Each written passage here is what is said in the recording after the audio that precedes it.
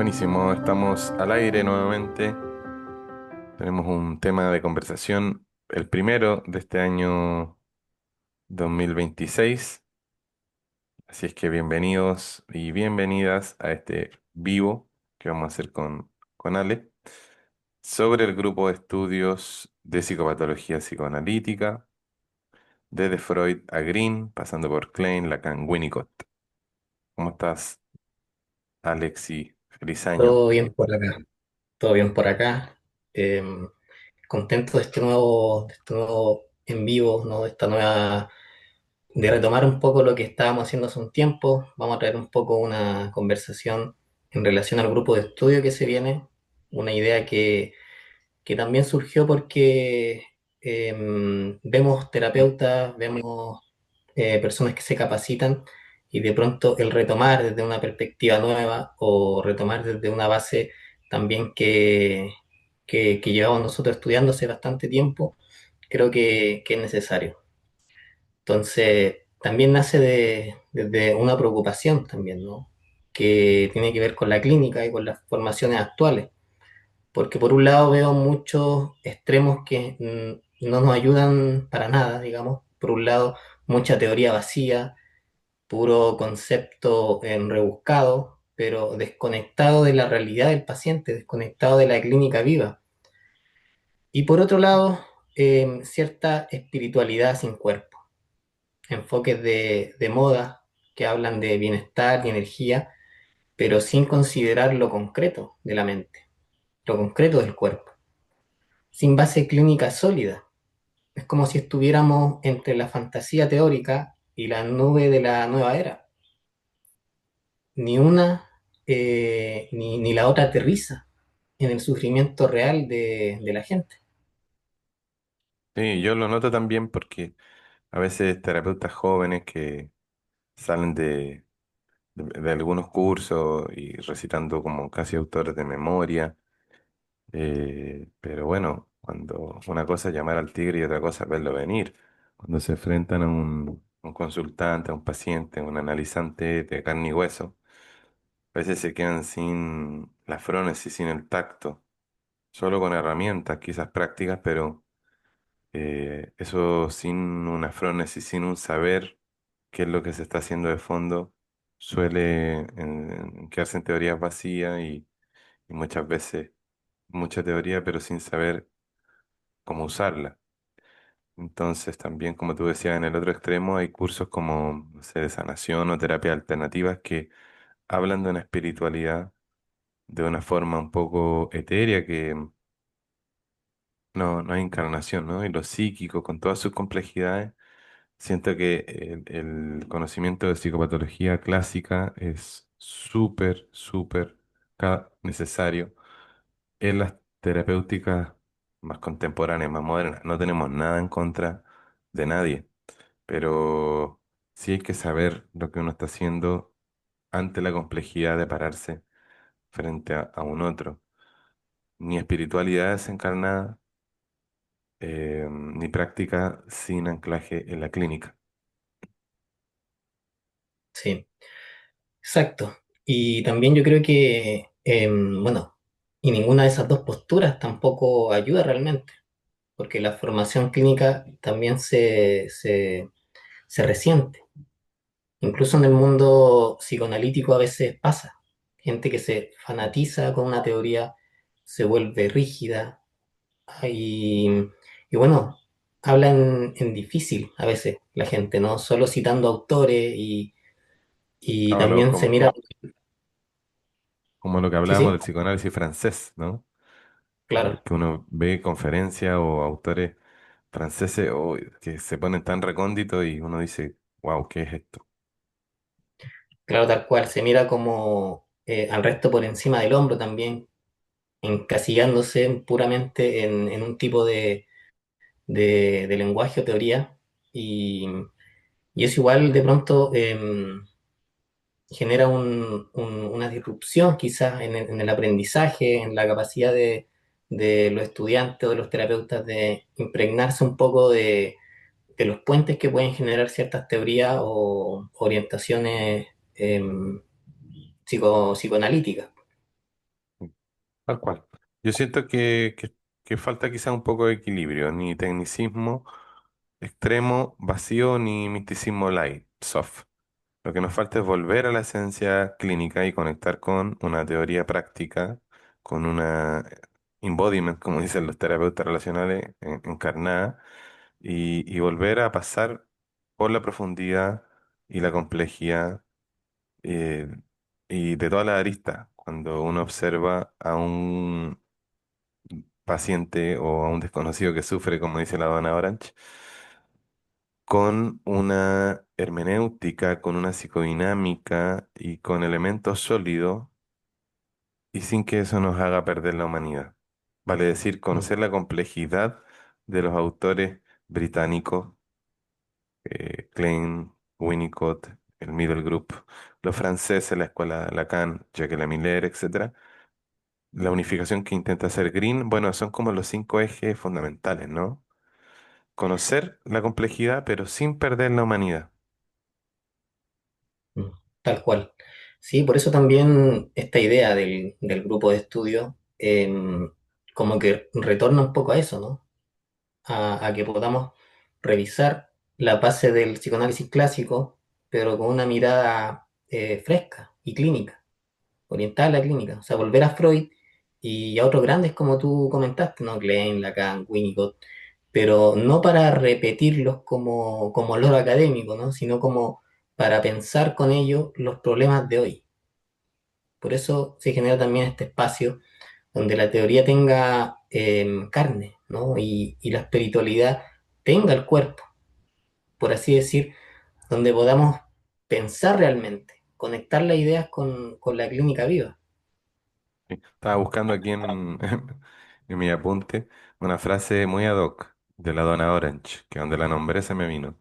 Y dijo alguna vez, la psicoterapia sin psicoanálisis es adaptación, ¿no? Aludiendo a quizás las terapias más cognitivo-conductuales, de las creencias, ¿no? La psicología sin un background, un trasfondo psicoanalítico. Pero dice también que el psicoanálisis sin psicoterapia es negligencia, hablando de las corrientes más ortodoxas que dicen que el psicoanálisis, su objetivo no es ser terapéutico, ni que la persona se sienta bien. La frase final entonces queda así: la psicoterapia sin psicoanálisis es adaptación y el psicoanálisis sin psicoterapia es negligencia. Me encanta, me encanta volver a los clásicos de forma crítica y viva. Justamente es para escapar de los extremos y qué mejor que en un grupo de estudio dialogado, no tan vertical, porque a veces uno solito se pierde y están pasando autores difíciles, ¿no? Yo en la formación que hice, psicopatología psicoanalítica, veía los profes dinosaurios y la mitad de los compañeros no entendíamos nada de lo que estaba hablando. Pero en un grupo de estudio uno puede reflexionar mejor, contrastar experiencias, mirar de nuevo algunos conceptos de distintos lugares, actualizándolo, contextualizándolo. Esto era en la época de Freud, esto era en la psicorregión de Lacan, esto puede ser hoy en los contextos actuales. Claro, tal cual. Y también que con ese sentido de no generar una especie de cátedra ni va a ser puramente teoría, sino que, uno, ni tampoco una sesión de autoayuda, ¿no? La idea es que es un punto medio, o sea, rigurosidad psicoanalítica y reflexión personal. Em, Teoría, digamos, con profundidad y con vínculo en lo humano concreto. Entonces va a tener ese sentido de un grupo, digamos, bien íntimo, pero, pero escogido, digamos, con pinzas para que también no se despliegue ningún sentido de a veces que en grupos también siempre está la persona que viene a tirar también su disyuntiva personal y de pronto se... O sea, este grupo va a Claro. estar bien encuadrado también, con un No es un grupo sentido... terapéutico, no es para Claro, no es un grupo sanaciones terapéutico. y con delimitaciones tuyas en este caso. Yo Ujú. voy a estar ahí a veces participando, pero de ir reencuadrando cuando alguien se arranque con los tarros o alguien venga a hacer las preguntas o las intervenciones pavo real, que digo yo, que a veces alguien hace una intervención, pero que en definitiva lo que busca eh, eh, es casi hacer una performance de su sapiencia. Entonces, bueno, en base a eso, Ale, cuéntame un poco más del grupo de estudio que arrancan ahora en marzo, cómo se está planeando, por qué no es como un curso tan tradicional, digamos.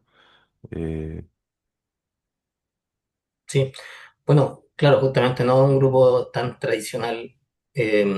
No queremos un curso magistral donde uno habla y el resto solo escucha y toma apuntes, ¿no? Lo pensamos más bien como ese espacio que hablábamos, un espacio para pensar en conjunto, un lugar de encuentro también entre colegas, entre estudiantes avanzados o interesados en el psicoanálisis, donde todos también podamos participar activamente. Por eso vamos a proponer lectura de 5 grandes psicoanalistas clásicos. Vamos a partir con Freud, con Klein, con Lacan, con Winnicott, y vamos a finalizar con André Green, pero la dinámica va a ser dialogada. No es un profe bajando la línea, por así decirlo, y alumnos memorizando. Es un grupo de estudio colaborativo. En el grupo de WhatsApp vamos a ir mandando ciertos textos, ciertos artículos, y en base a eso vamos a ir elaborando el- la reunión. Me parece, Ale, que me suena, no sé, dime tú, me suena más como un seminario de discusión que a una ponencia así expositiva, directiva, ¿no? Tal cual, porque, por ejemplo, en cada sesión vamos a leer juntos algún texto clave o un fragmento de estos autores. Y a partir de ahí lo vamos a ir discutiendo. Por eso cada participante puede traer sus preguntas, sus impresiones, incluso sus asociaciones con casos clínicos que conozcan, respetando la confidencialidad, por supuesto. Y la idea es pensar entre todos. Mm. Nosotros facilitaremos el encuentro, en cierto modo coordinaremos, pero no para dar la verdad acabada, sino para estimular el intercambio. Por eso queremos retomar el hábito de estudiar pensando y no solo consumir la teoría. Me encanta esa idea, me encanta porque muchas veces en formación continua uno extraña eso, un espacio donde uno pueda preguntar libremente y donde también el profe puede decir, bueno, yo tampoco lo entiendo muy bien, porque pareciera que uno, como Ujú. decía Lacan, justamente habilitar y reflexionar, por ejemplo, cuando lleguemos a Lacan, el sujeto supuesto, el saber. ¿Qué es lo que sabe un analista? ¿No? Que sabe las respuestas de lo que a mí me falta o tiene un saber de otro nivel, pero no un nivel avanzado en el sentido de una teoría o de la vida, sino un saber hacer. A ver. Por ejemplo, yo podría ir al grupo de estudio y decir, "A ver, no entiendo este concepto, ¿cómo lo ligo o cómo lo aplico con un paciente, por ejemplo?" Y derechamente decir, sé que nunca he tenido muy claro eso del sujeto supuesto saber y ya, ¿no? En un grupo así no hay pregunta de más, o sea, un grupo horizontal y se puede. Yo mismo como docente a veces digo, aún no sé cómo aplicar ciertas ideas psicoanalíticas, pero las discutimos. La depresión blanca, ¿qué es la depresión blanca? O los agujeros psíquicos en Bayon Green, la madre muerta, tantas cuestiones, ¿no? Mm. Sí, sí, tal cual, porque es justamente un lugar sin academicismo, ¿no? Innecesario, donde Mm, podamos hablar con franqueza por, y por supuesto con profundidad y también seriedad, pero en un tono vivo, un tono accesible. Por eso, bueno, el psicoanálisis nació de conversaciones, ¿no? Freud fundó el movimiento discutiendo mm, casos entre colegas. Así exacto. que queremos recuperar también ese espíritu. Buenísimo. Yo, s- yo sé que te está inspirando también en el trabajo de Coloma, de la aproximación a psicopatología psicoanalítica, que él ahí precisamente propone una formación que conecte con la teoría con la clínica de forma estructural, conflictiva, pero sin fanatismos de escuela. Me acuerdo que Coloma, que después lo toma Francisco Jordán de YARP Chile. Él decía, la idea es que no seamos de ningún anismo, ¿no? No ser del ano de nadie, como decía el Carlos Nemirovsky de Argentina, no ser freudiano, kleiniano, lacaniano puro, sino simplemente ser un psicoanalista, un buen terapeuta. Y esa actitud abierta quizás es la que propone este grupo y tomar lo mejor o lo que podamos en este tiempo de todos estos maestros, pero sin volvernos ciegos devotos, dogmáticos eh, que en definitiva que estas ideas y esta profundidad psicopatológica para comprender mejor a los pacientes. Y en eso Coloma Mm. insiste, ¿no? Que el analista debe tener esa flexibilidad y una actitud siempre atenta a lo que el paciente necesita, más que seguir ciegamente el manual técnico al pie de la letra, ¿no? Sí. Sí, bueno, él habla de mantener también una actitud diagnóstica, ¿no? Mm, Constante en la sesión. O sea, el analista está siempre leyendo lo que ocurre con el paciente en el aquí y en el ahora, mm, evaluando de fondo cuál es la dinámica, la estructura, el conflicto que se está desplegando en ese preciso momento. Y en esa base, y en base a esa lectura, ¿no? Interviene de la manera más ajustada posible, mm. no adherirse dogmáticamente a una técnica única, sino tener distintos recursos según el caso. Y esa es una lección clave. Por eso en el grupo vamos a fomentar ese estilo. No es un grupo para adoctrinar a nadie en decirle tienes que interpretar de tal manera siempre, sino para refinar la escucha y el pensamiento clínico de cada quien. Me gusta porque suena clínico, pero aterrizado también. O sea, no me da susto si no conozco nada, soy terapeuta transpersonal, ponte tú, o psicoespiritual. Podría ser como una buena forma de introducirme a la profundidad y al piso, a la musculatura estructural que da el psicoanálisis tan necesaria, porque tú sabes que una de las carencias de las corrientes más espirituales transpersonales, el punto flaco es la psicopatología, ¿sí? Entonces sería un buen complemento. Bueno, y sin comentario, el punto flaco de los psicopatólogos, psicoanalistas clásicos es la dimensión espiritual. Entonces, está bonito porque no me suena como un curso tradicional este grupo de estudio, sino un espacio para estudiar y reflexionar en conjunto con estos cinco grandes autores. ¿Por qué?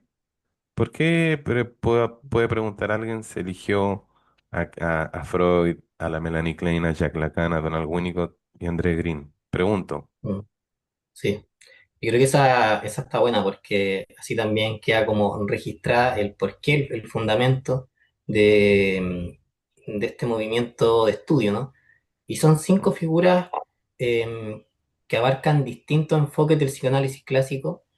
Freud, por supuesto, en la base fundacional. Klein expande y cuestiona cosas de Freud, especialmente sobre la temprana infancia y la fantasía inconsciente.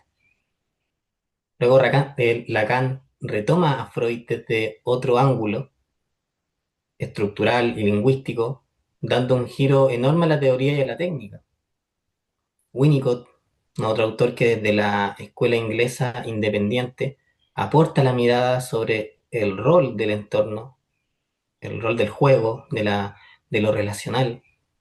Y Green, que es más contemporáneo, cierra este círculo retomando lo clásico, pero enfrentándolo a las patologías modernas del vacío, de lo que él llama lo negativo. Entre los cinco cubrimos un panorama riquísimo para pensar, digamos, la psicopatología. Y son autores clásicos, pero cada uno es súper distinto al otro. O sea, incluso algunos pueden parecer opuestos en sus visiones. Y eso va a dar para discusiones interesantes también. Gente que está más... eh, eh, lo bueno es que tú pasaste ya por esa tú fuiste fanático de uno, estuviste con la Klein Sí. a full, después 2 años con Winnicott, ahora está ahí en tu propio análisis, ¿no? En Lacan ya hace 2, 3 años. Entonces tú ya los habéis pasado por el cuerpo. eh, yo sé que tú tienes tu simpatía y afinidades personales naturales en tu irreductible subjetividad, pero podéis ser ecuánime y bueno, los mapas que estáis preparando están buenos, lo de la estructura, está súper, súper interesante. Sí, bueno, y esa es la idea igual, no dar una versión única, sino Bueno, exponernos a diferentes perspectivas y pensar las tensiones también entre ellas. Por ejemplo, Freud versus Klein, ¿no? Es como en cómo entienden el conflicto. O Lacan versus Winnicott, en cómo conciben la experiencia subjetiva. En el grupo vamos a revisar a cada autor explicando sus conceptos clave y al mismo tiempo comentando cómo esto se refleja en la clínica. Vamos a anclar cada teoría a ejemplos concretos o reflexiones de nuestra práctica. Así ninguno se queda en la nube teórica. excelente porque como que me dan ganas de empezar ya a discutir un poco lo que mencionaste, ¿no? De hecho, no sé, podríamos dar una mini revisión de qué aporta, digamos, para que la gente que escucha sepa por dónde va la línea, por poner algunas cosas sobre la mesa, un poquito que sea, ¿no? ¿Sí? Bueno, si hagamos una pasada breve por cada uno. Obviamente en el grupo lo veremos con calma, vamos a partir con textos como iniciales de Freud y vamos a ir con eso, pero podemos comentar algo de cada autor y qué nos parece relevante hoy, ¿no? Yo te propongo, Ale, lo que hablemos de lo un poquito así improvisadamente, de los cinco clásicos, alguna que otra idea clave, la relevancia y ya, para que no se nos alargue, porque la idea era es presentar así la idea del grupo de estudio, pero no alargarnos tanto como nos pasa Claro, siempre. claro que sí. O partir con Freud, ¿no? Como vamos a dejar y quizá en otro momento hacemos videos introductorios de cada uno, pero yo creo que partir con Freud es como lo principal, ¿no? Tomando en cuenta el conflicto y el sentido del síntoma desde su perspectiva. Sabemos que Freud, el padre del psicoanálisis, eh, y a veces uno se puede preguntar, ¿no? ¿Qué podemos decir de ello, de él hoy, ¿no? Más de 100 años después. Y pues que muchas de sus ideas siguen siendo fundamentales para entender la clínica. Freud nos dejó, ante todo, la noción del inconsciente y de conflicto psíquico. La idea de que nuestros síntomas, nuestros sueños, nuestros lapsus, esas cosas aparentemente sin sentido, en realidad tienen un sentido, Ujú, expresan conflictos internos. Él decía que el síntoma es una formación de compromiso entre dos fuerzas que pugnan en la mente. ujú, Por ejemplo, un deseo inconsciente que quiere expresarse y una parte defensiva que lo censura. El síntoma termina siendo como un mensaje cifrado, un acuerdo entre el deseo y la defensa. Por eso los síntomas neuróticos son tan resistentes al cambio, ujú.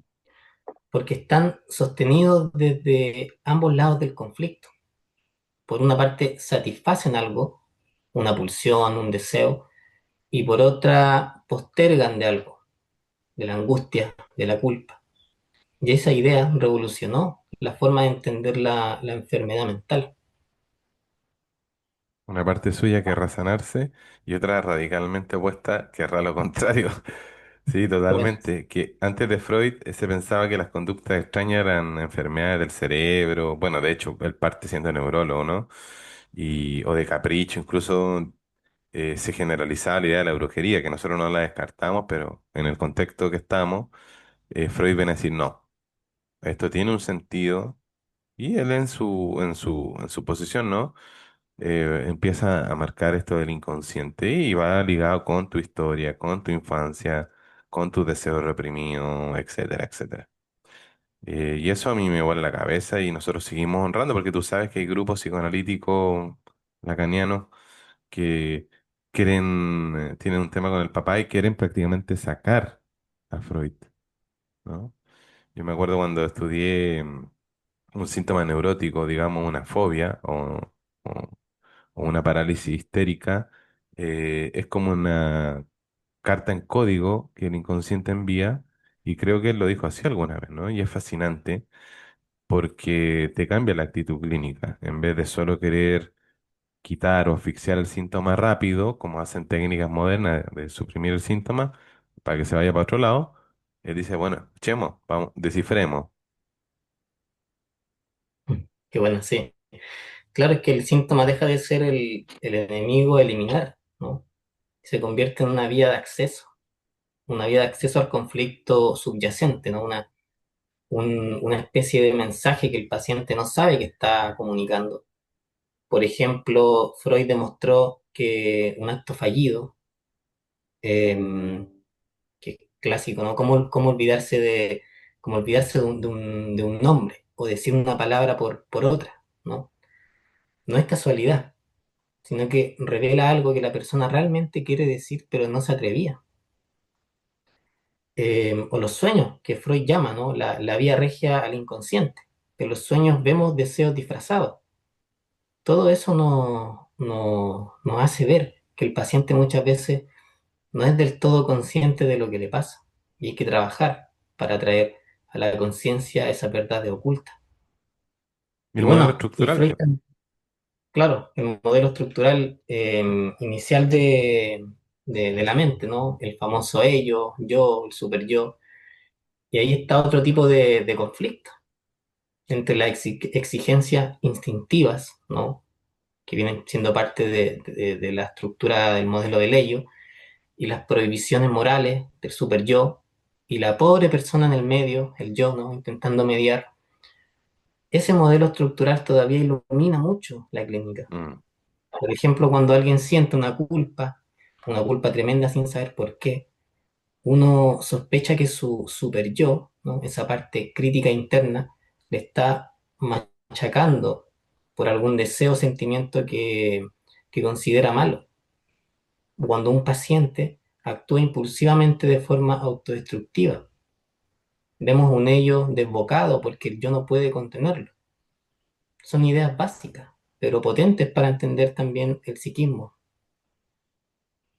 sí.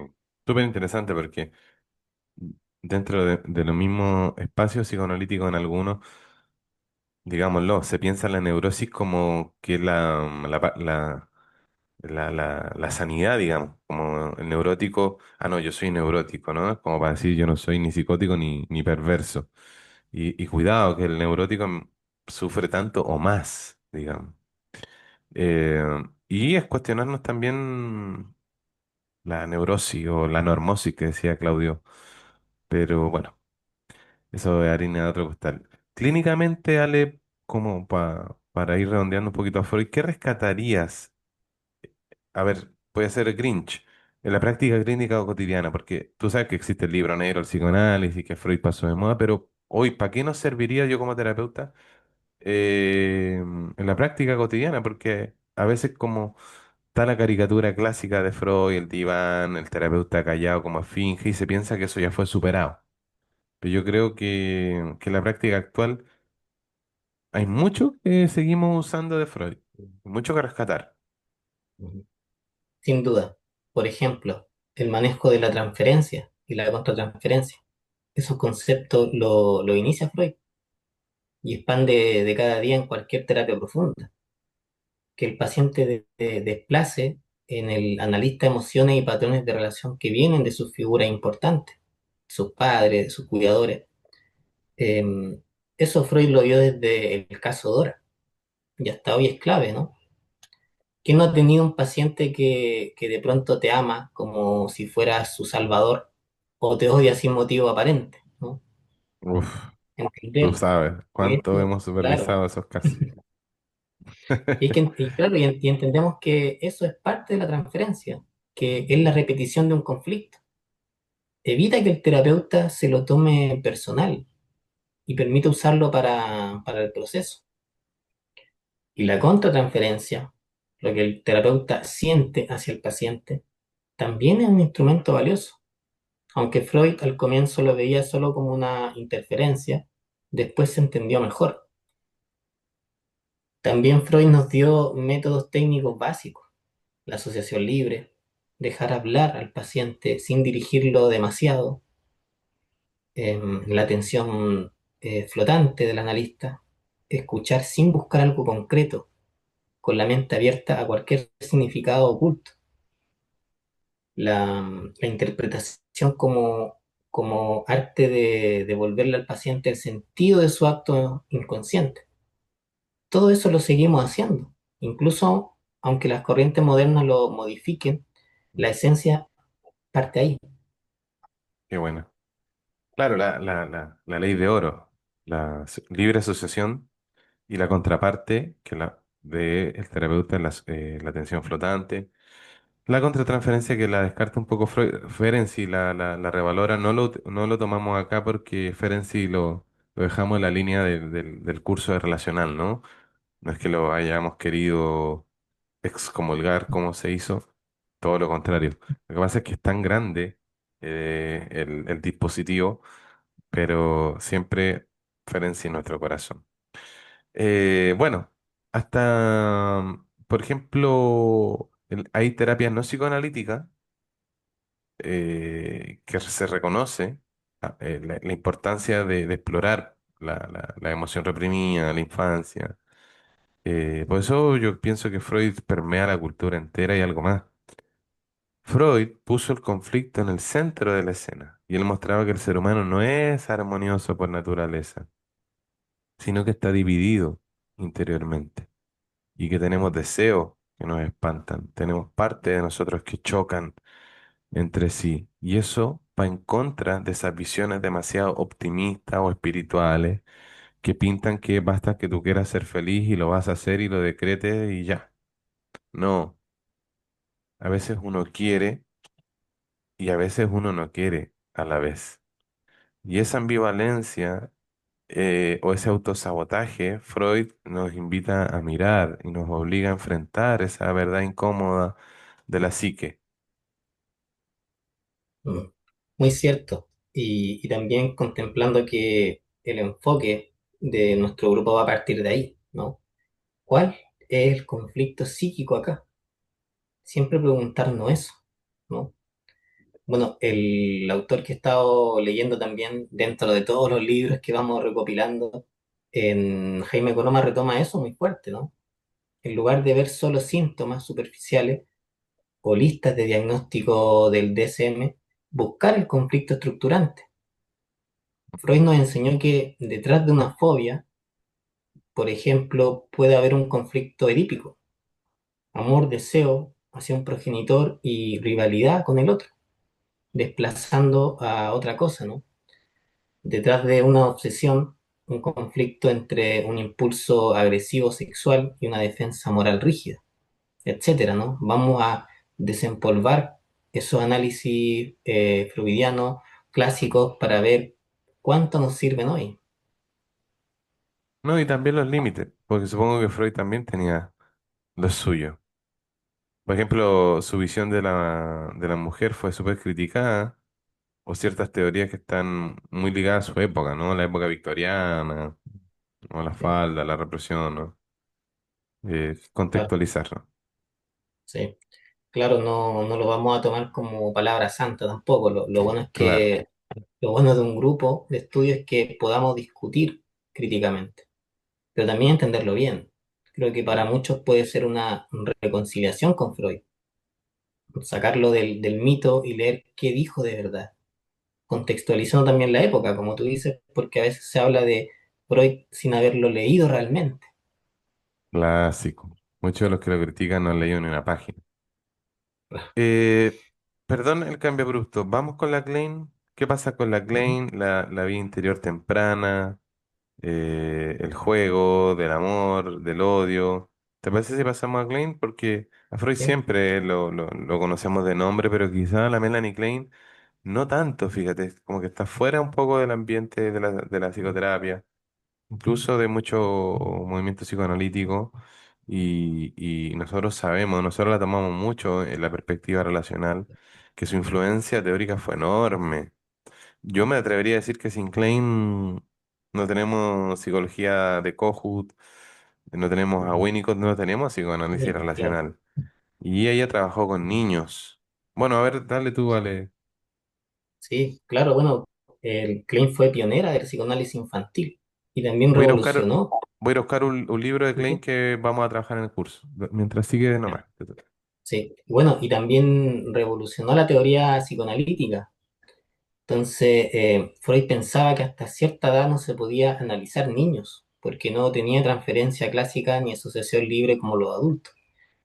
Pero Klein dijo que sí se puede, usando el juego como lenguaje del niño.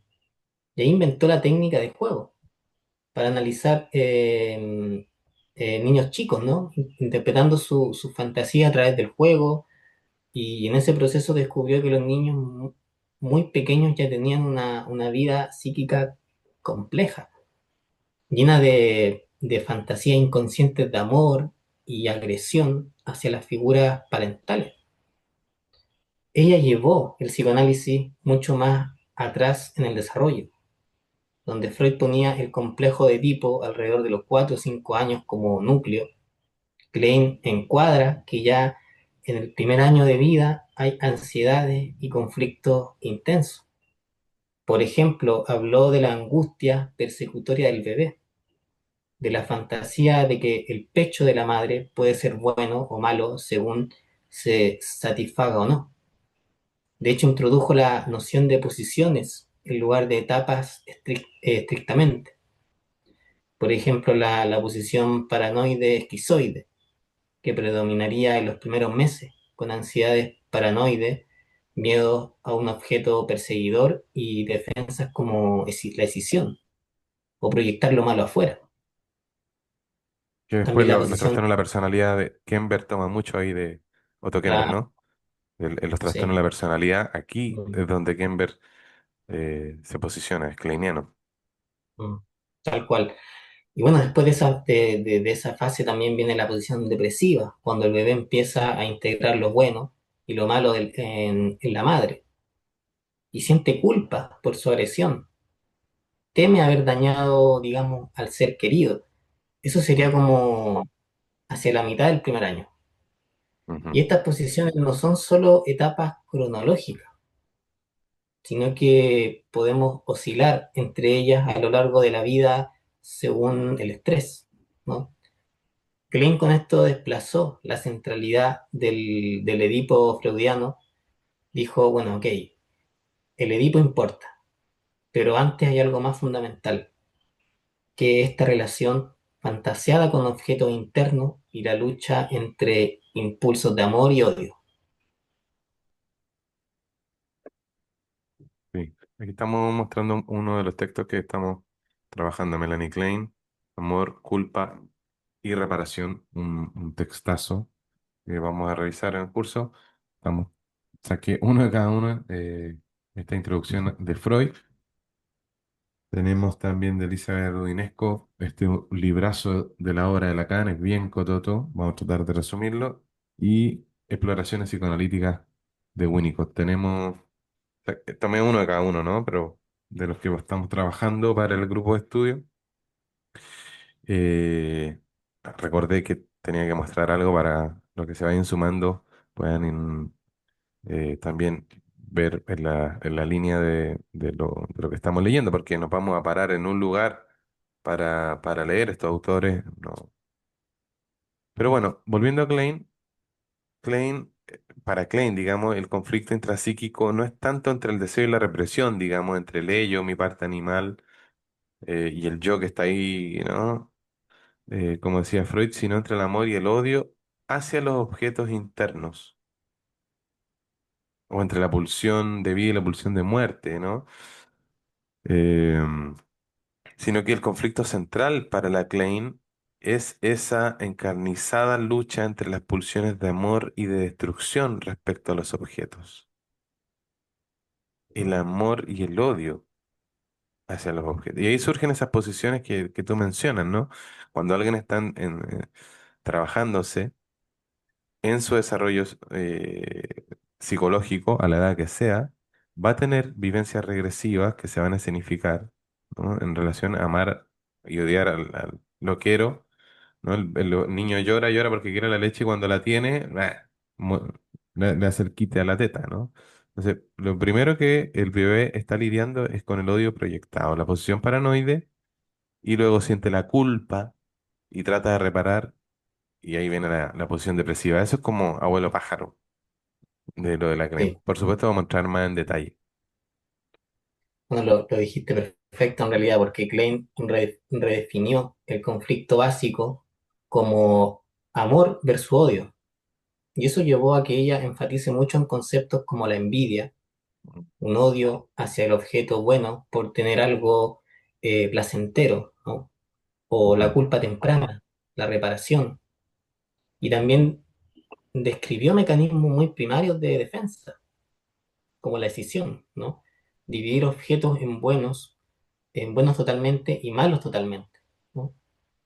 O otro también la identificación proyectiva, proyectar partes de uno en el objeto, a veces para controlarlo desde adentro, o a veces para evacuar la angustia.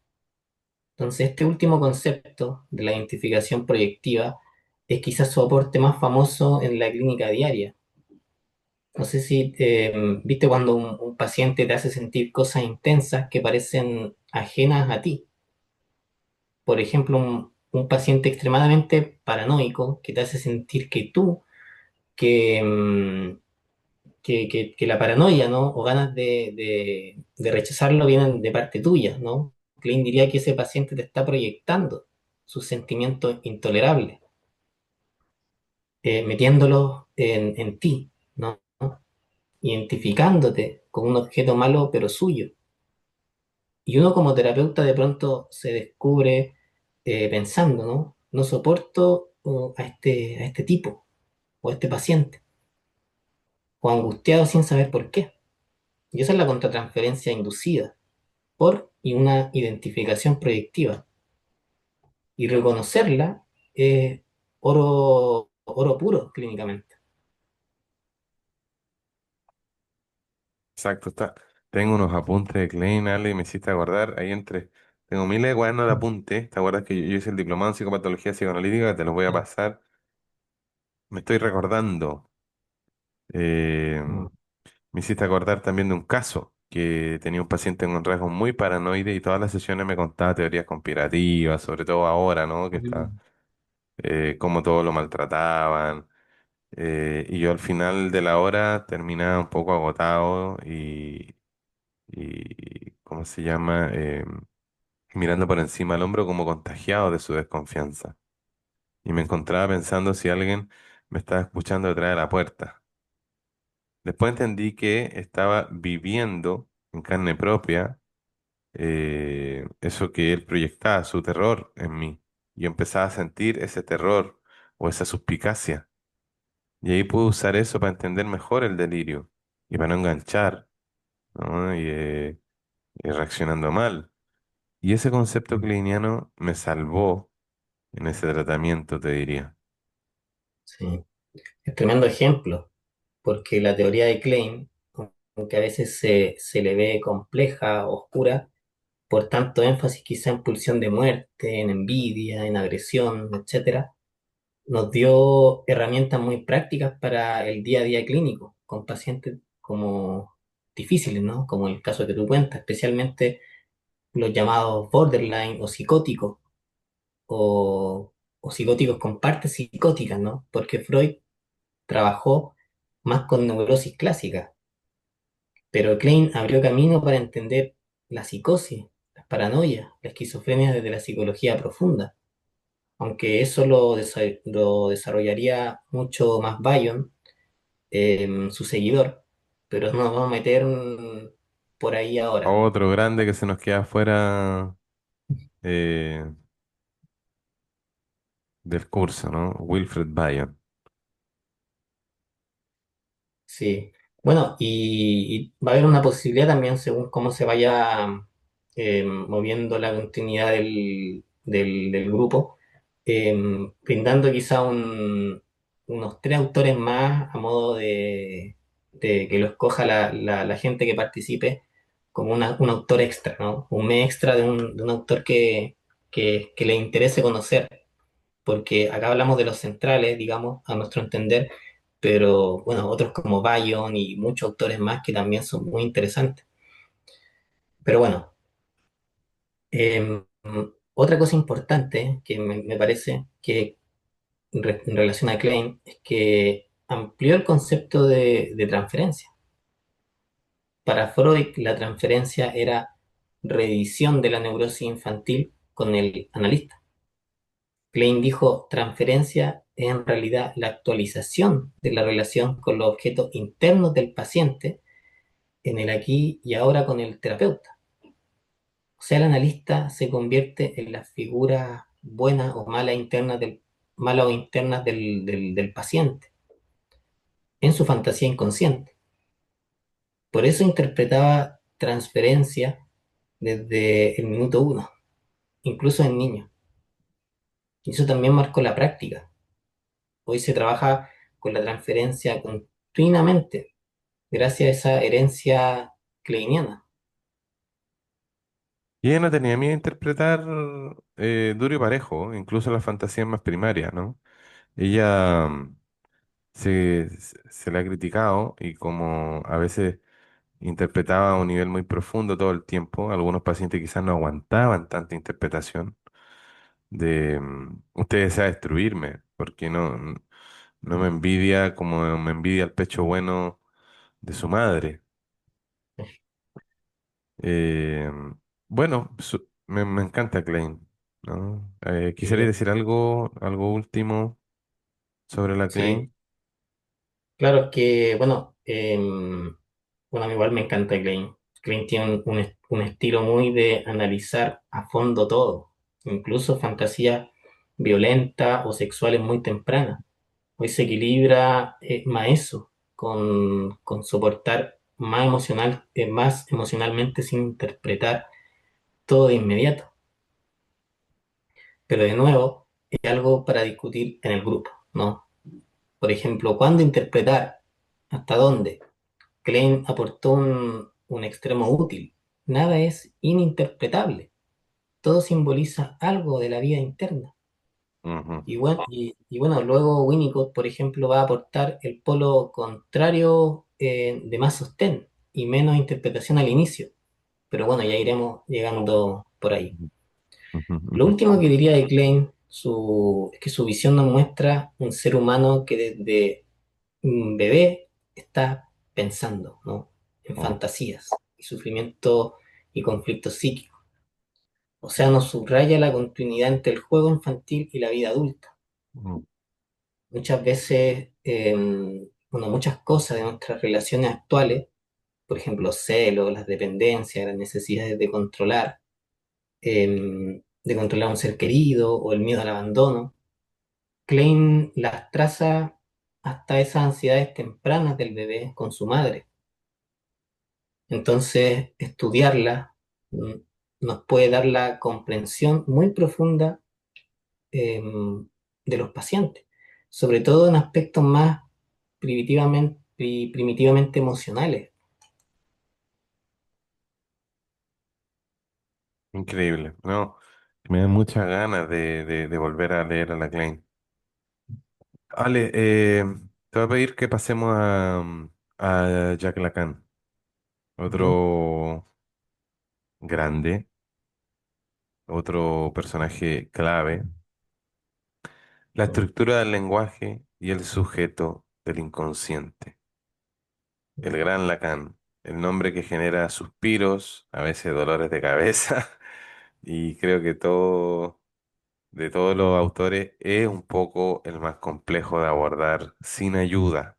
O sea, uno no puede tomar un libro de Lacan y Total. entenderlo sin antes haber tenido tremendo estudiarlo en un grupo de estudio. ¿Cómo nos introducimos a Lacan? Bueno, Te lo estoy poniendo difícil. sí, yo creo que en el mes donde vamos a estar con la Canva tienen que sumarte sí o sí.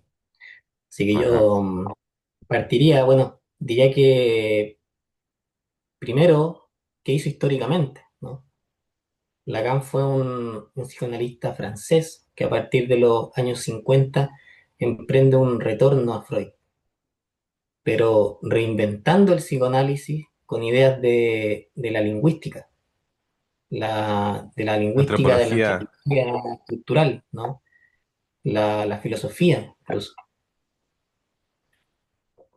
Él era un tipo brillante y también muy teórico. Por eso en sus escritos son tan complejos. Pero en Levi esencia Strauss, Lacan, perdón, claro, Levi Strauss. y bueno, en esencia Lacan enfatiza que el inconsciente está estructurado como un lenguaje. Bueno, ¿qué quiso decir también con esto? Que el inconsciente no es un almacén caótico de instintos, sino que tiene un orden, tiene una lógica, la lógica del lenguaje. Los síntomas, los sueños son como mensajes con estructura de metáfora, de metonimia. Si son enredados, pero lo iremos también desmenuzando poco a poco. Esto lo permitió, digamos, le permitió conectar el psicoanálisis con la cultura, con la idea de que la estructura, con la idea de que la estructura simbólica, el lenguaje, las normas, la cultura, lo que llama el gran otro, es lo que nos constituye como sujetos. Claro, acá pone el acento en el lenguaje, en la estructura, y tengo entendido también que redefinió las estructuras clínicas clásicas, neurosis, psicosis, perversión, dentro del marco de su propia teoría. Por ejemplo, dijo que la psicosis se diferencia de la neurosis porque en la psicosis falta o está folcluida la metáfora paterna o el significante nombre del padre. Palabras mayores, ¿no? Pero básicamente él veía cada estructura clínica como un diferente modo de relación del sujeto con el otro, ¿no? Que no es el otro, la otra persona, Claro, con la ley del lenguaje. sí. Exacto, bueno, para Lacan las categorías clásicas se definen estructuralmente, ¿no? En la neurosis hay conflictos porque la ley simbólica, el nombre del padre, equivalente a la función paterna que prohíbe el incesto, sí operó, ¿no? Entonces el deseo queda reprimido, lo reprimido retorna en síntomas. Y bueno, en la psicosis, esa ley simbólica no se inscribió, la forclusión, ¿no? Entonces no hay propiamente conflicto inconsciente del mismo tipo, sino que lo que fue rechazado de la ley retorna en lo real. Por ejemplo, alucinaciones o delirio. Y en la perversión, la ley está rechazada, pero sabida, ¿no? El sujeto la conoce, pero la desafía. Se pone en el lugar de la ley a veces incluso, mediante el mecanismo de renegación o desmentida. Son conceptos técnicos pero muy útiles para diagnosticar correctamente. Ujú. Bueno, Pues Coloma, yo tuve un maestro que se ponía en el lugar de la ley. Bueno, mm, tanto parte. sí. Bueno, Coloma insiste mucho en no confundir una estructura con otra, ¿no? No podemos interpretar a un psicótico como si fuera un neurótico, porque no tiene el mismo tipo de conflicto.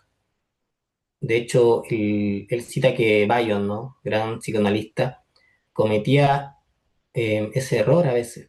Trataba a pacientes psicóticos interpretándole símbolos como si estuvieran reprimidos y eso no le hacía bien.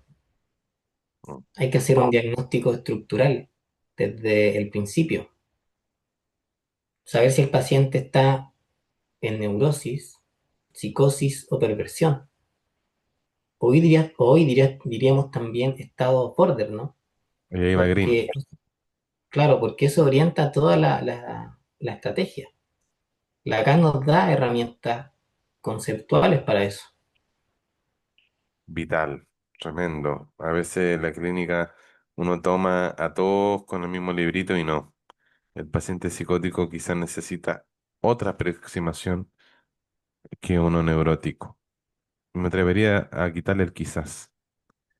Entonces, interpretar conflictos a un perverso, por ejemplo, es perder tiempo. Bueno, y parece que seguramente el perverso no opera desde la represión como el neurótico. Entonces, hay otras intervenciones que precisan o son más necesarias. Y Lacan aportó mucho a definir esas diferencias. Volviendo a Lacan, y en general, otra cosa que me llama mucho la atención de Lacan cuando leí su definición de sujeto, porque él habla de sujeto del inconsciente, que no coincide con el yo consciente. Para Lacan, el sujeto es una posición en el lenguaje, un efecto de significantes, y dice que el sujeto es aquello que un significante representa para otro significante. Mira qué interesante, casi un enigma. Como creo que quiere decir que si nuestra identidad no es algo fijo dentro nuestro, es más bien algo que se arma en una red de lenguaje y de relaciones. Mm, sí. Bueno, quizás para decirlo más simple, cuando, cuando nacemos entramos en el lenguaje, Eso, hay que en las partir por ahí. palabras que los otros nos dirigen, ¿no? Y ahí se va formando nuestro yo, nuestro lugar, el gran otro, con mayúscula. El Lacan es como el conjunto de la cultura, el lenguaje, del lenguaje, ¿no? Que ya existía antes de nosotros y en el cual quedamos atrapados. Entonces, nuestras más íntimas ideas en el inconsciente en realidad vienen del otro, ¿no? Por ejemplo, los deseos inconscientes están estructurados por el lenguaje, por lo que la cultura nos prohibió, etcétera, ¿no? Esto cambia la forma de entender el inconsciente. Deja de ser solo biografía personal y pasa a ser algo con una dimensión transpersonal, estructural. Wow. Y bueno, también introdujo la idea de la falta. Dice que el deseo humano es siempre deseo de algo que falta. Nunca se satisface del todo porque está estructurado por la falta. Y bueno, la famosa frase, ¿no? Que dice, no hay relación sexual, que suena un poco escandaloso. Significa que en el nivel simbólico siempre hay un desencuentro entre los sexos, porque el lenguaje no puede mapear completamente esa relación. En fin, son ideas profundas que cuestionan nociones más simples de la psicología. Suena difícil, poético, pero es cosa de ir conociendo los conceptos. A mí me costó Lacan hasta que empecé a discutirlo con otros colegas y hay algunas cosas prendieron. Por ejemplo, eso que el inconsciente está estructurado como lenguaje, lo vi claro cuando un paciente me hacía un juego de palabras sin darse cuenta, y en ese doble sentido estaba la clave de su síntoma. Como que dijo, no puedo avanzar en la vida, pero en lugar de decir puedo, le salió no puedo avanzar. Y ese lapsus, ¿no? Con la palabra pedo, resultó que había un recuerdo vergonzoso de niño relacionado con eso. Fue loco, pero le dije, ahí está, el inconsciente habla en chiste, con trocitos de verdades en las palabras, y bueno, me imagino la sonrisa de Lacan, ¿no? Pero no puedo avanzar, había una situación con la vergüenza ligada a otro momento, no sé si me explico, pero Lacan es como Sí, no otro es que, idioma. sí. No, es que sí, bueno, los chistes o los equívocos para Lacan son la voz del inconsciente estructurado. Exacto. Otra cosa, ¿no? La metáfora o la metonimia que él dice, básicamente retoman que un síntoma funciona como metáfora. Sustituye algo por otra cosa, como el caso del hombre de las ratas de Freud, digamos que tenía el síntoma, que su síntoma sustituía un deseo inconfesable por el castigo de ratas, ¿no? Etcétera. Y bueno, y el deseo inconsciente funciona como metonimia, va desplazándose de objeto a objeto sin satisfacerse. Y estos términos son prestados de la lingüística, pero describen mecanismos que Freud ya había planteado como la condensación y el desplazamiento en sueños. Lacan le dio ese marco lingüístico. También, para aportar algo, Ale, Lacan fue disruptivo en la técnica. Lo de las sesiones de duración variable, por ejemplo, romper la regla de la hora fija, su estilo Mm, de interpretar a veces muy breve, incluso enigmático, que era como distinto al freudiano clásico, ¿no? De eso me imagino que también sí, algo se va a ver. sí, seguro también lo tocaremos. No es que vayamos a ampliar sesiones cortas en el grupo, ¿no? Pero está bueno ver cómo él concibe la dirección de la cura. Mm. Para Lacan se trataba de evitar que el paciente se quede hablando para complacer al terapeuta. Por eso a veces terminaba la sesión en el momento justo de un dicho significativo, para que ese efecto, digamos, resuene. La suposición del analista también cambia. De ser una especie de padre o sabio neutro, pasa a ser un semblante del objeto del deseo del paciente. Y eso es complejo, pero básicamente el analista lacaniano busca encarnar la falta, el vacío, para que el paciente proyecte allí su deseo y su saber inconsciente. Pero no te preocupes porque en el grupo vamos a introducir esa idea a ejemplos más concretos, porque dicho así suena quizá muy abstracto, pero por ejemplo, algo práctico.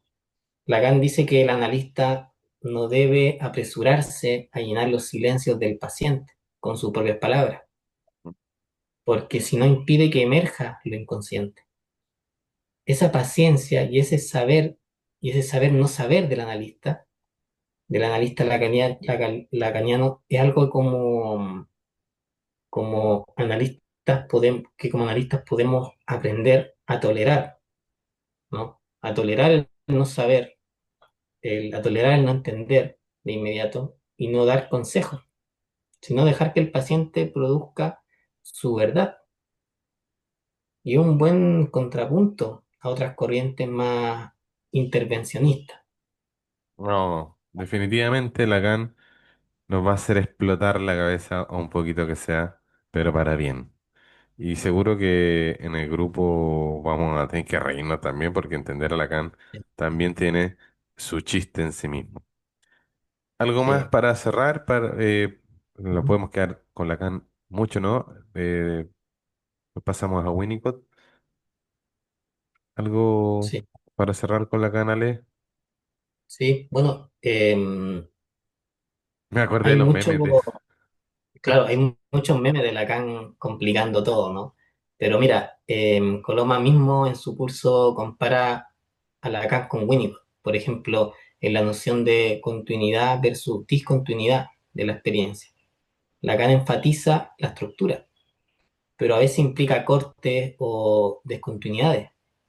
Winnicott Wow. enfatiza en la experiencia continua, el desarrollo continuo con sostén.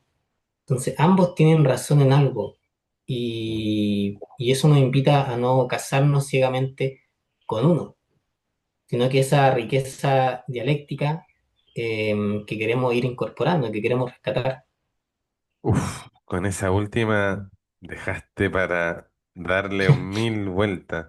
Eh, Lacan enfatiza la estructura, los cortes y descontinuidades como necesarios y Winnicott, por el contrario, la experiencia continua, el desarrollo del... Wow. no, eso está, pero Pasemos entonces a Donald Winnicott. Confieso que le tengo un cariño muy especial, yo sé que tú, Ale, también.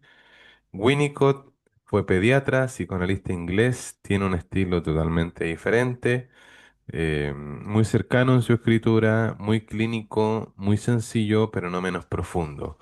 Creo que sus conceptos llegan un poco más fácil porque tienen que ver con cosas cotidianas, los bebés, el infants, la madre, el juego, ¿no? sí. Bueno, sí, es un autor muy querible.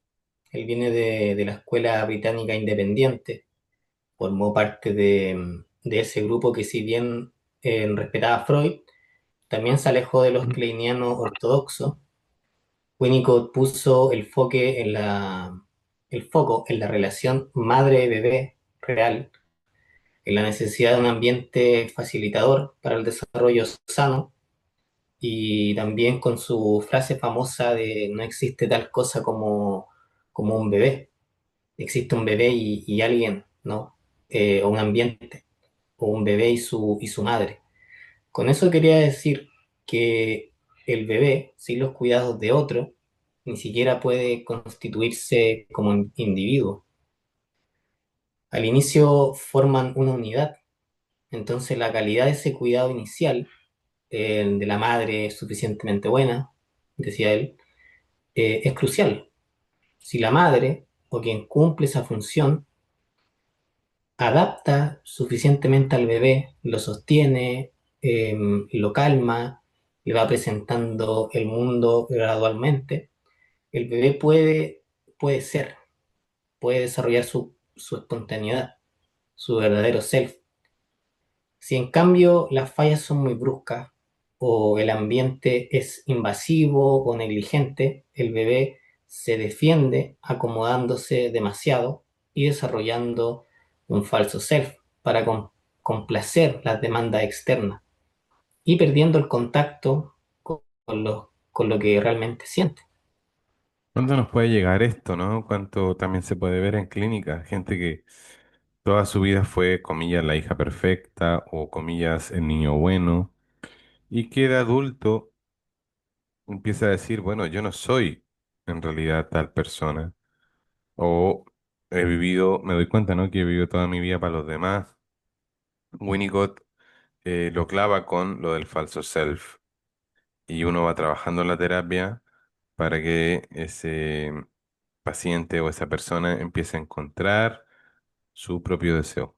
Muy profundo eso, aunque parezca de sentido común ahora, pero en su momento fue tremendamente innovador y a veces inadvertidamente nosotros mismos nos vemos en escenarios así. Freud no hablaba de verdadero self para nada, es un concepto puramente winnicottiano.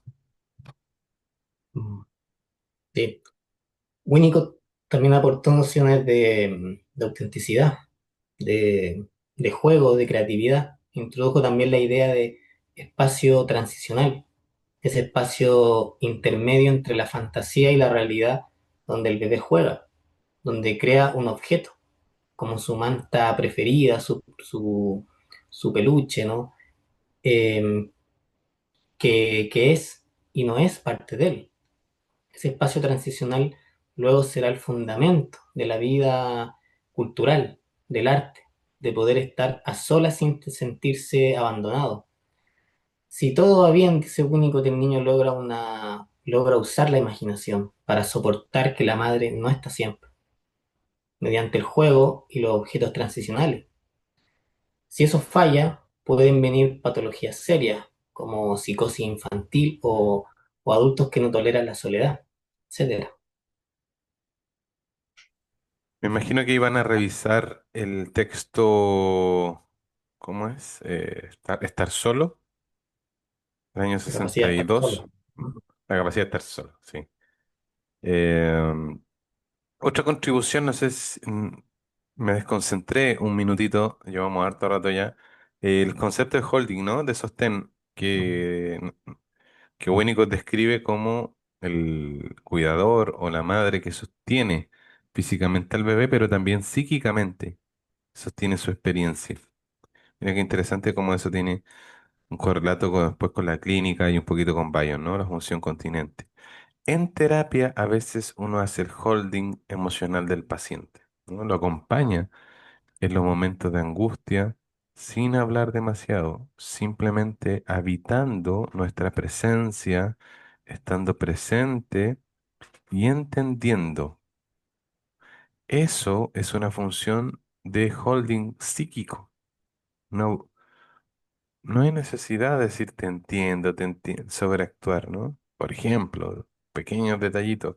Y eso contrasta con otros enfoques que son más interpretativos.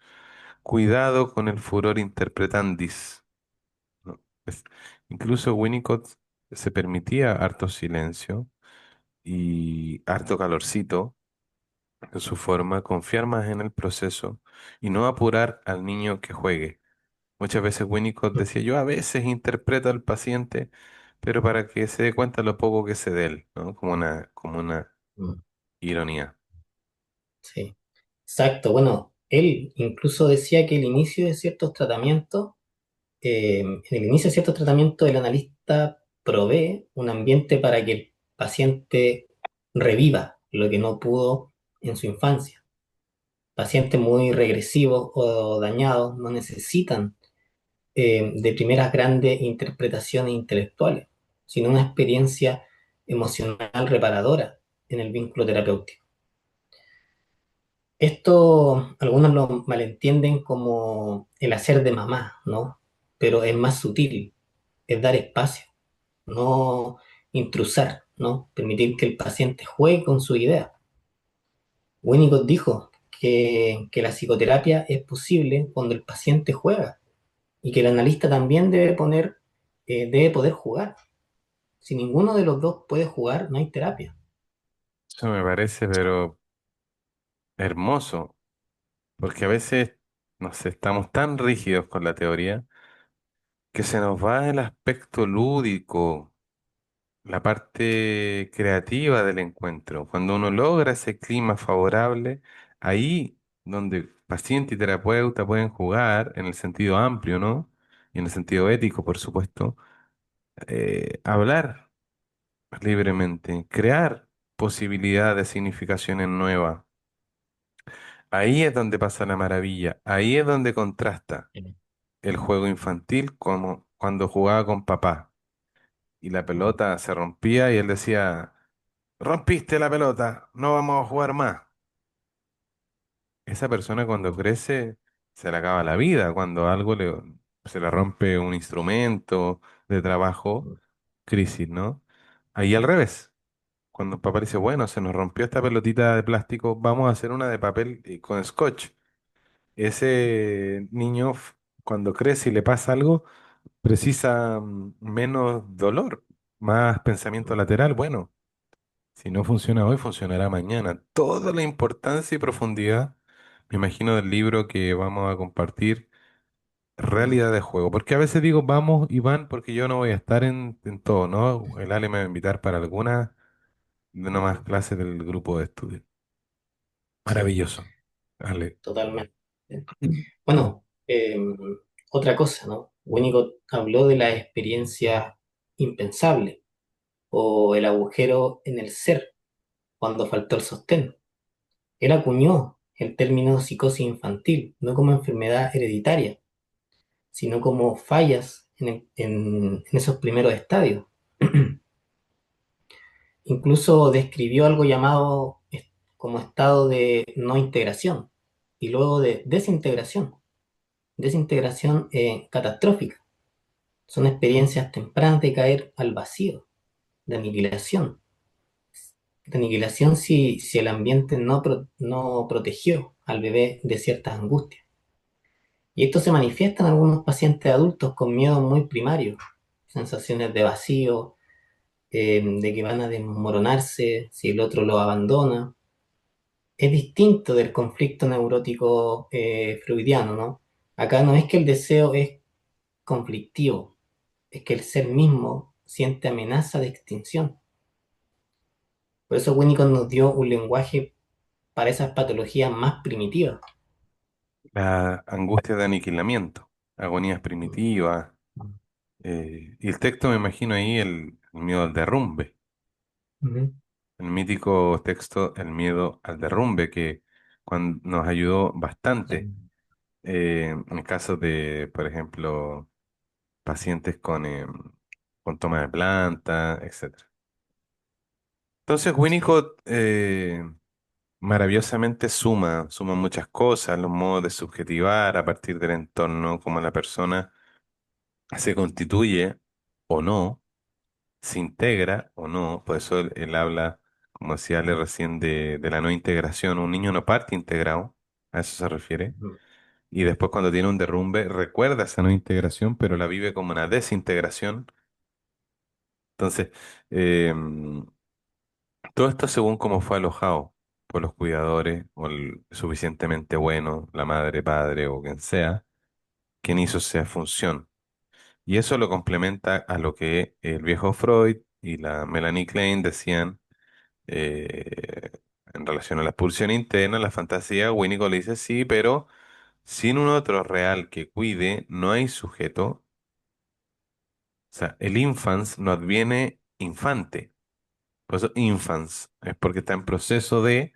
Entonces, para entender a un paciente, quizás hay que mirar no solo su Edipo o su fantasía, sino también su historia real de cuidados, traumas tempranos, etcétera.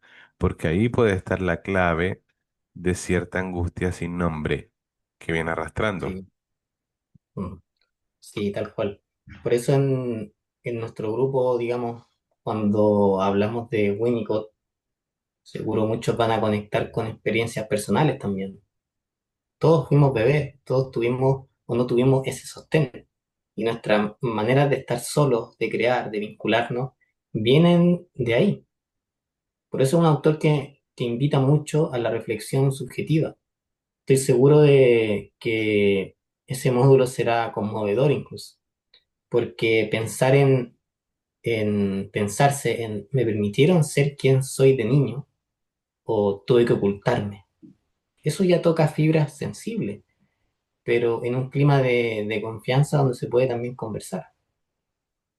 Claro, y además que Winnicott describe con casos súper amenos, metáforas como cuando una madre es suficientemente buena el sostén de las manos que juegan cucú tapando la cara del bebé, ¿no? Primero están, luego desaparecen en un instante, luego vuelven, y así el bebé aprende que la mamá va, viene, pero no abandona. Son imágenes muy bonitas que nos van quedando eh, de Winnicott. Sí.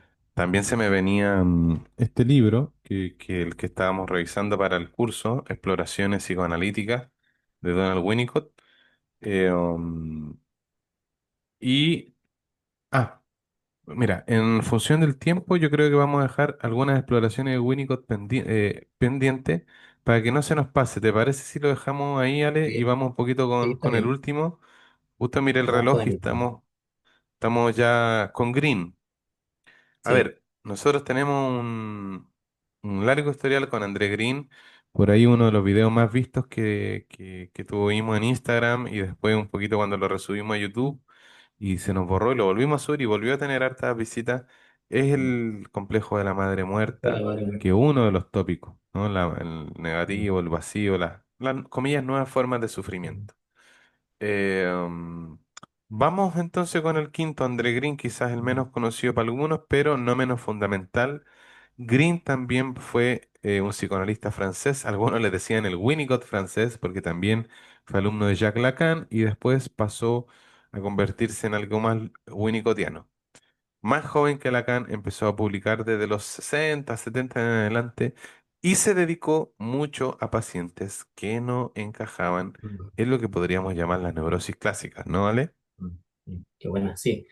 Bueno, este autor es potente, ¿no? Ese video que hiciste hace como 4 años, 5 años, fue muy, muy crucial también dentro de mi capacitación en ese tiempo.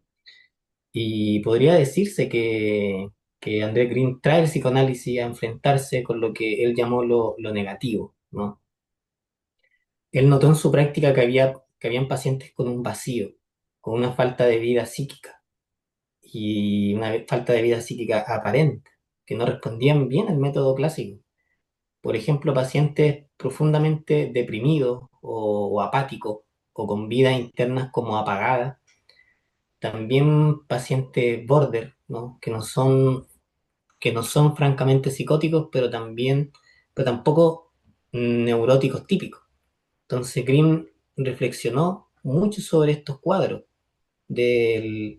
de no neurosis, incluso un concepto central que propuso él del complejo de la madre muerta, pese al nombre dramático, ¿no? No se refiere a una madre fallecida, literalmente, sino que, sino a cuando una madre, por depresión o otro trauma, se vuelve emocionalmente ausente para su hijo.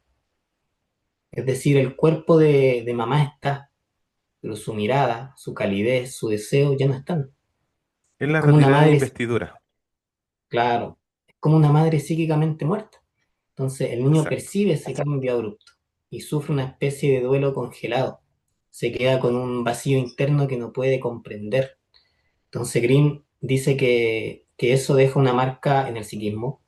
La persona queda capturada por una ausencia no elaborada, Ujú. como congelado en un duelo imposible.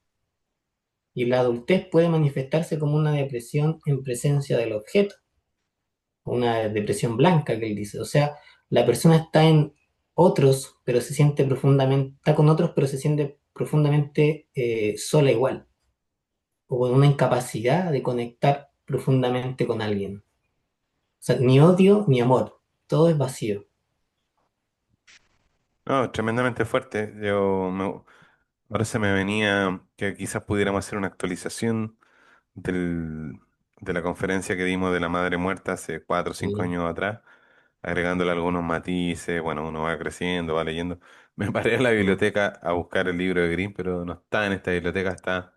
Me cambié de oficina, Y la está en otra. otra biblioteca y Mm. ya.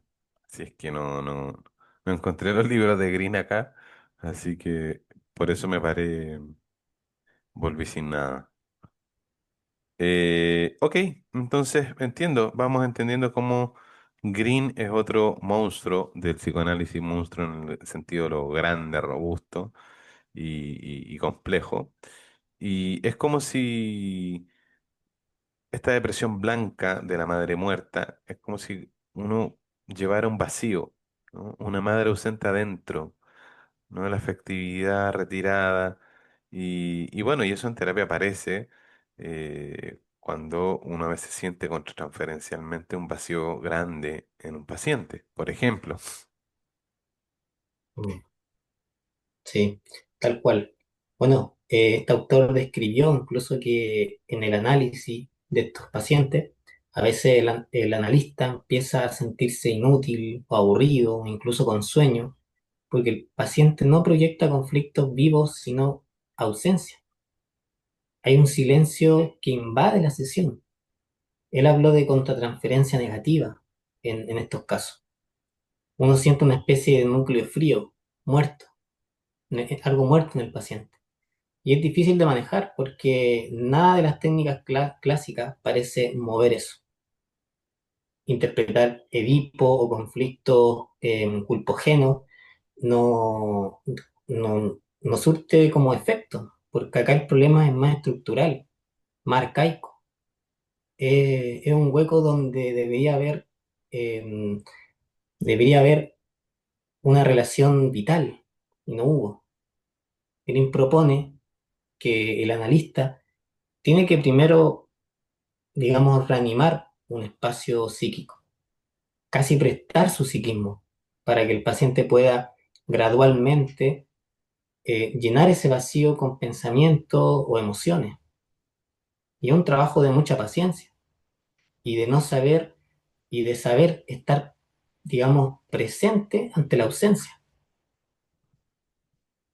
Y me recuerda un paciente que tuve con una depresión crónica, que venía siempre y hablaba poco y me decía que quizás esto no siento, esto no vale, pues, no siento nada. Yo confieso que en un principio un poco desespera no poder activarlo, le preguntaba cosas, interpretaba alguna posibilidad de enojo oculto, pero nada. Hasta que entendí que había que acompañar ese silencio sin forzarlo y poco a poco empezaron a surgir algunas imágenes sobre la infancia con su mamá muy enferma que de pronto dejó de atenderlo porque estaba sumida en su dolor. Y ahí me di cuenta que estaba reviviendo conmigo esa sensación de una presencia ausente. Cuando pude poner palabra, con mucho tacto, algo encajó fuerte, pero nos sirvió, avanzamos, hubo emoción, hubo ahí momentos bien fuertes, pero siempre recuerdo a Green, tú sabes que ahí en la escuela tenemos un cariño muy potente y nos ha ayudado incluso a nosotros mismos, ¿no? Sí, sí, sí, bueno, qué buen ejemplo, porque justamente Grimke diría ahí, ¿no? Diría que ahí emergió el núcleo del complejo de la madre muerta, la pérdida nunca hablada de esa madre absorbida en su sufrimiento. Son momentos en que el análisis logra dar forma a lo que antes era un agujero innombrable. Green tiene varios escritos sobre casos así y también sobre otras manifestaciones de lo negativo. Por ejemplo, el odio al pensamiento. Gente que inconscientemente rechaza pensar porque pensar les duele. Entonces viven en la acción o en la impulsividad. O en los silencios en análisis. La psicosomática incluso, síntomas en el cuerpo, en lugar de que tú tomen lugar también en la mente, que él asocia a un fracaso de la simbolización, en esos casos. Todo eso amplía el psicoanálisis más allá de la neurosis clásica. Claro, porque Freud y Klein trataban todo sobre neurosis o psicosis con mucho contenido psíquico, fantasías, delirios, sueños, etcétera. Sin embargo, Green se encuentra con patologías del vacío, ¿no? Donde falta contenido simbólico y ese es otro desafío. Él no rompe con Freud para nada, pero extiende el campo y teorizó bastante sobre la ausencia, lo negativo y la dificultad de simbolizar ciertas experiencias extremas, ¿no? Sí. Incluso criticó algunas posturas muy técnicas. En una entrevista, Green dijo que no soportaba cuando el analista se esconde demasiado detrás de la jerga o de un silencio indiferente. O sea, aunque él valoraba la neutralidad, también decía que con ciertos pacientes el analista tiene que ser más humano, más involucrado, porque si no el paciente se va o se hunde más. Por eso es interesante, porque lo dice alguien que era muy freudiano también en formación, pero que vio esa necesidad de adaptarse a nuevas realidades clínicas. Bueno, y ahí va abriendo paso Green a la intersubjetividad, ¿no? El detectar que inadvertidamente uno podría estar retraumatizando a un paciente si se comporta igual que el cuidador vacío, que no lo embiste, que no hay catexia, no hay investidura libidinal, no hay impacto energético o como le quieran decir. Me parece genial que se incluya a Green porque cierra, por decir, este arco histórico desde Freud en 1900 hasta Green que nos asienta en el sinsentido, en el vacío. O sea, desde el síntoma y el conflicto y significado de Freud hasta Green el sinsentido y el vacío. ¿Cómo llevar la teoría al límite para abarcar una subjetividad completa? Sí, exacto. Bueno, y nuestro grupo de estudio también quiere transmitir eso, ¿no? No nos quedamos con una sola mirada de la psicopatología. Hay conflictos con significado, hay fantasías inconscientes tempranas, dice Klein. Hay estructura de lenguaje y cultura, ¿no? Según Lacan. Hay influencias del entorno y juego, del entorno y juego creativo para Winnicott, ¿no? Y también hay negativas, ¿no? Hay huecos, ausencias que son parte del sujeto, según Green. Entonces la clínica es compleja y multideterminada. Si podemos pensarla desde todos estos ángulos, vamos a ser más finos como terapeutas. Podemos evitar errores como diagnosticar mal a alguien o perdernos algo importante también dentro de la clínica. Después de todo este recorrido, confirmo y reconfirmo que fue una buena idea. Pues suena re interesante, muy apasionante todos los autores, los tópicos. Seguro que se va a aprender harta teoría, pero por sobre todo, como decíamos, aterrizada, ¿no? En casos, en reflexiones personales. Y además me imagino que va a surgir mucho diálogo rico. Quizás, como decíamos delante, diálogo o debates intensos, siempre con respeto y enmarcado, por supuesto, porque estas escuelas a veces chocan entre sí, pero chocan las escuelas, Mm. menos la escuela de terapeuta. Aquí tratamos de que se abracen las escuelas, dialoguen las escuelas, y no que compitan las escuelas, sino que colaboremos. Sí, sí, por eso también bienvenidos los debates, preferible eso, a la apatía intelectual. La idea es animarse a preguntar todo, a debatir incluso eh, preguntas como, ¿están vigentes estas ideas o no? O es puramente teoría, ¿no? Por ejemplo, capaz alguien viene diciendo, yo soy más lacaniano y no banco mucho lo kleiniano. Bueno, lo discutiremos con argumentos y con casos, o viceversa, sin dogmas cerrados. Y Ale, por último, ya para ir cerrando, ¿a Ujú. quién está dirigido al grupo y cómo se puede participar? Porque para ir Sí, cerrando, bueno, este porque grupo, hay sí, que sí, brevemente, Ale, para quienes quieran unirse, me ya, refiero también cómo va a funcionar un poco en lo práctico, ¿no? Cómo se pueden contactar, digamos, a eso me refiero. ya. Bueno, principalmente el grupo está dirigido a estudiantes, digamos, con alguna noción del psicoanálisis, a psicólogos, psiquiatras o profesionales de la salud mental, gente que está en el rubro. También puede sumarse cualquier persona que, aunque no sea el rubro, ya tenga alguna base de lectura básica en psicoanálisis y quiera seguir profundizando. Es un grupo introductorio desde cero. Vamos a meternos en teorías clásicas con bastante profundidad también. Así que ideal para quienes ya han leído algo de Freud, de Klein o demás quieren pensar más allá de lo básico. Incluso me imagino que para Bueno, gente con formación aquí ya en el instituto, que hayan tomado relacional, que hayan tomado terapia transpersonal o humanista, y que quieran, como les decía, tomar el piso necesario. Yo se lo digo por experiencia, para mí ha sido clave trabajar con estado modificado de conciencia, con curación espiritual, con maestros curanderos.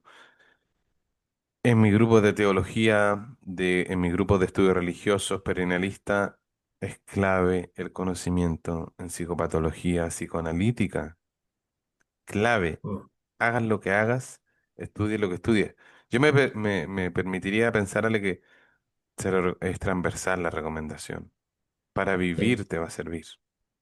sí, Y aquellos que trabajan en terapia, por supuesto, ¿no? Y sienten que les falta ese sostén, esa estructura teórica clínica que tiene la psicopatología psicoanalítica, también.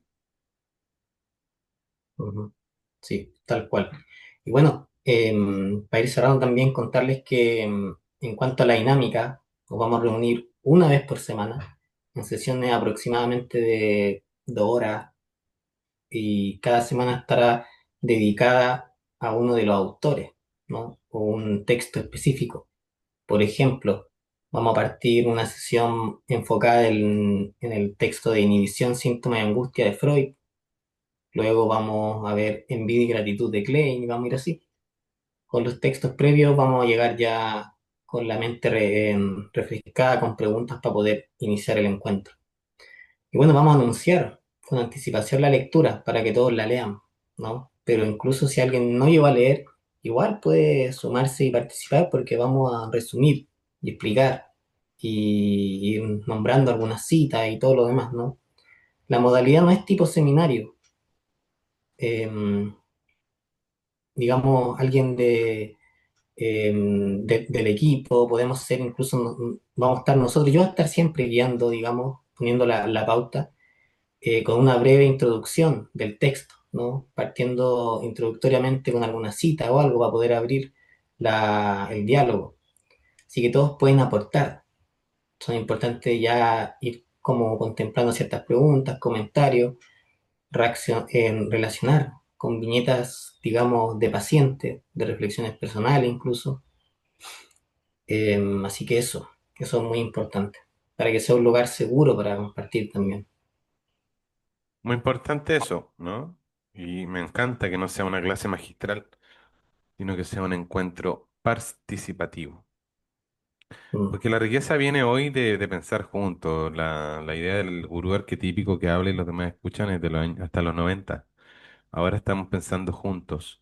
Y si alguien prefiere solo escuchar un rato, porque me imagino que tal día no tiene ganas de hablar, también es válido. Si alguien quiere ir solo de oyente, no es obligatorio exponerse, ¿no? Pero sí se estimula la participación activa. sí, sí, que nadie sienta que va a ser puesto, digamos, en apuros, ¿no? O va a sentir una presión de compartir algo, de transmitir algo. Es un grupo, no una prueba.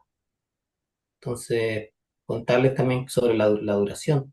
Inicia en marzo y la idea es hacer un ciclo de cada autor en el periodo de un mes, ¿no? Entonces vamos a ir viéndose según los ritmos también. Podríamos extendernos si el grupo así lo quiere, incluso pasar a otros autores, o que sería como bonito igual, ¿no? Dentro de lo que va contemplando el grupo de estudio, proponer un autor extra también sería bueno. Eh, ah, eh, Pregunta, ¿va a ser presencial, no? ¿O online? ¿O online, grabado o Sí, presente? ¿Cómo va a ser? sí. Va a ser online, ¿no? Por, digamos, videoconferencia, vamos a estar todos presenciales, pero los que no puedan verla, de todas formas va a estar siempre grabado. Esto es para que se puedan unir personas de distintos lugares, no sin importar si uno está en Santiago, en México, en otro lugar del mundo, mientras los horarios coincidan, tenemos pensado tipo tarde, tipo 7 u 8, quizás hacer dos grupos, serán un grupo en la mañana y un grupo en la tarde. Entonces estoy armando también esa posibilidad para gente que quizás los horarios no le queda muy ajustados según su lugar de ubicación, ¿no? Y sí, al ser online además también podríamos grabar las sesiones, sin compartir contenido quizás muy sensible, pero para el uso solo para uso interno, ¿no? Por si alguien quiere repasar o tomar algún detalle. Perfecto, entonces, ¿cómo participar? Quienes estén interesados, contacten a Ale por las redes, por correo, manden un directo por Instagram. Los que están viendo este video pueden escribir, dejarnos su mail abajo y se les va a responder con la fecha exacta, los cupos. Es un grupo semicerrado, para decir, no es entrar y salir como un café bullicioso, sino que van a haber listas de espera para una próxima versión. Un grupo semicerrado quiere decir que partimos todos, ahí para generar una intimidad semi, porque igual alguien que trabaje puede venir a una, a otra no, a una sí, a otra no, pero que ya es parte y está al tanto con los videos, ¿no? Ahí les vamos a responder con toda la info, y nada, claro que la idea es que sea accesible, pero también reservamos el derecho de admisión. El aporte es casi simbólico, prácticamente esto el Ale lo va a hacer por gusto porque le encanta el psicoanálisis y la motivación principal es seguir aportando a nivel comunitario y social, que es una de los intereses de la escuela de terapeuta. Es que nuestra principal misión es la brecha formativa comunitaria, no solo lucrativa. Sí lucramos porque de esto vivimos, todos tenemos el derecho a ganarnos el pan de cada día, pero nuestro fin es generar conciencia y el monstruo, el gran demonio de la ignorancia se vence con informaciones, formar a la comunidad. Así es que, Ale, ¿algo más que decir? Sí, sí, bueno, tomando esa línea en relación al aporte no es nada exorbitante, o sea, no queremos que nadie se quede fuera por ¿Cuánto es, Ale? dinero, Dilo nomás. son $17. 17 dólares 17 mensuales. dólares que incluye, claro, un mes, ¿no? Un mes donde vamos a tener cuatro encuentros y bueno, yo voy a preparar, no solamente enviarle el texto de lo que vamos a revisar, sino que también voy a dedicarme a hacer un resumen mucho más breve para que tengan el texto central del autor y también un resumen para que sea como a modo de estudio. Y eso, bueno, los cupos van a ser limitados porque no queremos un grupo de 50 personas donde nadie pueda hablar. Idealmente será un grupo entre 10 y 20 personas para que haya un buen intercambio. Así que los que de verdad quieran, que nos avisen cuanto antes para ir reservando su lugar. Un espacio enriquecedor sin duda, ¿no? Diferente a las clases tradicionales. Y si llegaron hasta aquí escuchándonos, que no, para variar nos alargamos un poco, seguro que comparten con nosotros esta inquietud por profundizar en la clínica de una manera más profunda, no dogmática y muy viva. Sí. Exacto, bueno, los invitamos a todos los que sientan esa necesidad de conectar la teoría con la práctica, de discutir ideas clásicas con una mirada fresca. Creo que va a ser un grupo de estudio, pero también casi un grupo de autoformación y crecimiento, porque uno aprende teoría, aprende de casos y también se piensa a sí mismo en el proceso. El psicoanálisis siempre involucra algo personal en quien lo estudia. Wow, qué buena. Mm, Buena esa. Buena, muy sí, buena, claro. compadre. Y la atmósfera, ¿no? Un clima de Ah, compañerismo, gente buena onda, la verdad, ¿no? Gente que esté abierta, que mm, aporte. Y discutamos ideas, pero siempre respetémonos. Así que pues de eso el derecho de admisión, de considerar gente que realmente venga con buenas intenciones a aportar. Legítimamente en la casa uno ve quién quiere invitar a pasar y por el cuidado de todos, por supuesto que vamos a ver bien eh, el tema de la participación. Así que para más detalle, contacten a las vías mencionadas y cualquier duda las hacen llegar. Gracias por llegar sí. hasta acá, Ujú. Gracias y bueno, Ale. y ojalá se sumen al grupo en marzo, ¿no? Vamos a quizás despedirnos con una frase que creo que resume un poco nuestro espíritu, ¿no? Que dice, jamás la teoría, por brillante que sea, debe aplastar la realidad del paciente, pero tampoco la realidad clínica debe hacernos olvidar la brújula teórica. Entonces, en ese equilibrio nos queremos mover. Así que lo esperamos para seguir elaborando, pensando juntos en este encuentro que se nos viene en marzo. Genial, compadre. Genial, Ale. Muchas gracias por Muchas tu gracias. tiempo. Yo hoy día estuve más pivoteando, acompañando. Quería estar porque tú sabes que hemos compartido 7, 8 años de estos temas todos los días. Ujú. Los apuntes, los libros. No hay día que no estemos ahí formándonos. Sí, Y un grupo de estudio así ya lo venían pidiendo, se estaba presentando. Así es que mucho éxito, compadre, que sea un lindo año. Gracias a todos los que muchas llegaron gracias. hasta acá. Muchas bendiciones. Nos vemos prontamente. Chao, Chao, amigo. chao.